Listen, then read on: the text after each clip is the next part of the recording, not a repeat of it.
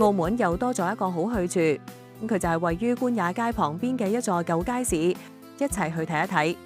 上層喺翻新優化後嘅亮點十足，入口設置咗澳門街牌元素嘅裝飾牆，以街名區分室內多個用餐點，於彩色牆身佈置唔同嘅葡式窗框，葡式元素滿滿，打造街市新形象。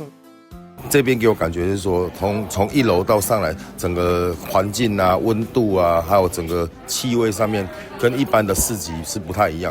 的。裡面非常整齊，很乾淨。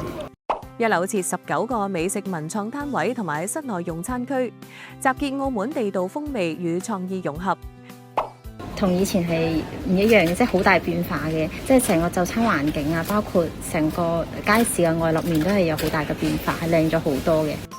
除此之外，仲融合加入文創元素，每一件都係獨一份嘅澳門記憶。除咗食品之外呢，我哋都會有其他嘅，例如冰箱貼啊，一啲比較有澳門特色嘅文創產品啦，可以俾旅客可以帶翻去，咁作為一個紀念啦，所以都係非常之好。快嚟解鎖優化街市系列嘅另一份煙火與創新驚喜。